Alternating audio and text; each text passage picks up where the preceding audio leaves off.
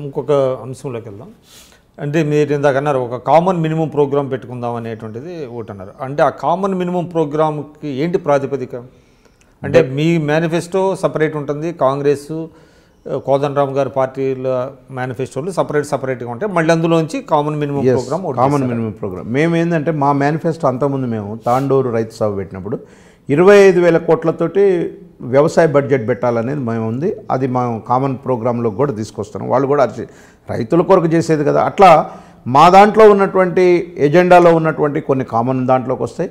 కామన్గా అందరం కూర్చొని ఒకే అభిప్రాయానికి వచ్చినటువంటి అంశాలు కూడా ఎవరు ఏ అభిప్రాయాలు చేసినా విక్రమ్ గారు ఇక్కడ సొంత పార్టీల లాభాలకైతే కాదు, తెలంగాణ సమాజం గురించి, తెలంగాణ సమాజం ఆకాంక్షలు ఏవైతే ఉన్నాయో అవి కామన్ మినిమం ప్రోగ్రాంలో ఉంటాయి. అంటే మీరు అన్నీ కూడా లౌకికవాద పార్టీలే, డెఫినెట్గా ఎక్కడా కూడా మీకు వైరుధ్యాలు ఏం లేవు. డెఫినెట్గా అటువంటిప్పుడు కామన్ మినిమం ప్రోగ్రామ్ అవసరం ఉందంటారా? డెఫినెట్గా కామన్ మినిమం ప్రోగ్రామ్ ఉంది, అవసరం ఉంది. ఎందుకంటే తెలంగాణ ఇవాళ ఎదుర్కొంటున్న సమస్యలు, కోదండరామ్ గారు ఉన్నారు, ప్రత్యేకంగా ఉద్యోగాలు ఒకటి, నియామకాలు ఏదైతే విద్యార్థులు చేస్తున్నటువంటిది, రైతాంగం మీద, ఆ మూడింటి మీద వారు బాగా ఉన్నారు.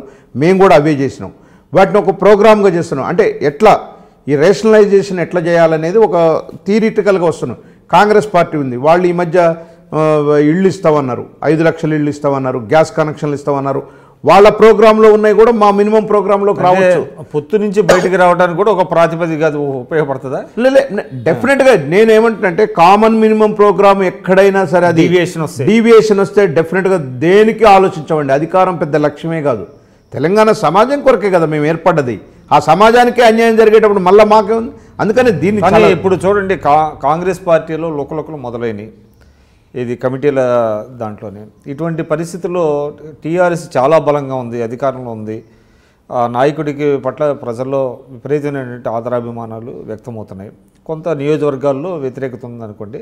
ఇటువంటి నేపథ్యంలో మీ కూటమి ఏ విధంగా ఎదుర్కోబోతున్నది? నేను ఒక్కటే ఉదాహరణ చెప్తా విక్రమ్ గారు. అంటే ఇవాళ కాంగ్రెస్ పార్టీ అంతర్గత విషయాలు మనం మాట్లాడకూడదు వాస్తవం, కానీ కాంగ్రెస్ పార్టీ గత 70 సంవత్సరాలుగా చూస్తూ ఉన్నాం, అనేక రాష్ట్రాల్లో చూస్తున్నాం, ఈ రాష్ట్రంలో కూడా చూసినాం. 96లో తెలుగుదేశం పార్టీ 2002 సీట్లు తెచ్చుకుంది, 202 సీట్లు తెచ్చుకుంది. ఆ రోజు కాంగ్రెస్ పార్టీకి 26 సీట్లు వస్తే రాష్ట్రంలో ఉన్న జర్నలిస్ట్ సోదరులు కానీ లేకపోతే అంత మేధావులో కానీ అందరూ కూడా అనుకున్నారు ఈ రాష్ట్రంలో, సమైక్య రాష్ట్రంలో ఇక కాంగ్రెస్ పార్టీ లేదు, ఈ రాష్ట్రం పూర్తిగా తెలుగుదేశం మయమైపోయింది, వీళ్ళే అధికారంలో ఉంటారు అనుకున్నారు.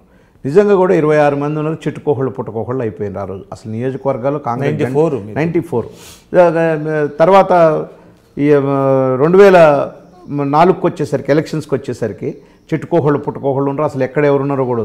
ఆ రోజు రాజశేఖర రెడ్డి పాదయాత్ర చేస్తుంటే గ్రూపులు, మన్ను మశానం, పేపర్ స్టేట్మెంట్లు అడ్డగోలుకు వచ్చినాయి.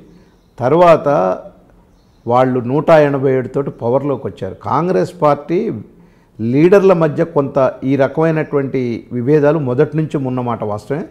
అది ఈ కింద స్థాయిలో, క్షేత్రస్థాయిలో ప్రజలు పట్టించుకోవట్లేదండి. కాంగ్రెస్ పార్టీ మీద ఎన్నోసార్లు మేము ఫస్ట్ అధికారంలోకి వచ్చినాం, మళ్ళీ రామారావు గారు ఒకసారి ప్రతిపక్షంలో కూర్చున్నాం. ఆ రోజు కూడా ఇంతే, మేము అధికారంలోకి వచ్చిపోయిన తర్వాత అది కాంగ్రెస్ పార్టీకి అది కలిసి వచ్చే అంశం, అది కల్చర్ అటువంటిది అంటారు. ఎస్, డెఫినెట్గా కల్చర్ అది. వాళ్ళ కాంగ్రెస్ పార్టీ కల్చర్. ఏదైనా కమిటీలు ప్రకటించగానే ఎవరో ఒకళ్ళ అసంతృప్తులు డైరెక్ట్గా వస్తాయి. More democracy in Congress party. ఆ డెమోక్రసీకి మనం అందరికీ తెలుసు, కింద పైయోడు ఎవరైనా ఏదైనా మాట్లాడతారో వాళ్ళకి చర్యలు కూడా పెద్దగా ఉండవు, అదొక భాగం. రెండోది, ప్రజలు ఇప్పుడు ఆ అంశం చుట్టలా, విహెచ్ ఏం మాట్లాడిండు, రాజగోపాల్ రెడ్డి ఏం మాట్లాడిండు అవి చుట్టలా, మహాకూటమిని ఏ రకంగా ఖచ్చితంగా తెలంగాణ ఇచ్చింది కాంగ్రెస్ పార్టీ, కాంగ్రెస్ పార్టీ ఇచ్చింది అన్యాయం జరిగిందనేది ప్రజల్లో వచ్చేస్తుంది.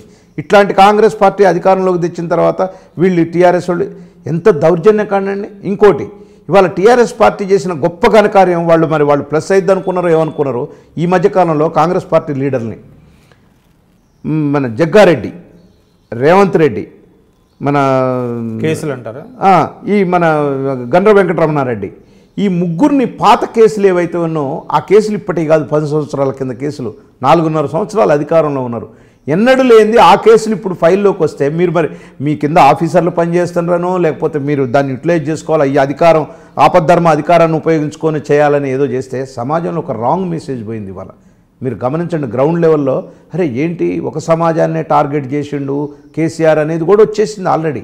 చాలామంది నన్ను అడిగితే తెలంగాణలో అట్లాంటి విషయాలు లేవురా, నేను కొత్త దేబాకండి మీరు, లేదు వీళ్ళే ఏంది జగ్గారెడ్డి, రేవంత్ రెడ్డి, గండ్ర వెంకటరమణారెడ్డి వీళ్ళే ఏంది ఒక సామాజిక వర్గాన్ని టార్గెట్ చేస్తుండు కదా కేసీఆర్ అనేది గ్రౌండ్ లెవెల్లోకి వెళ్ళిపోయింది.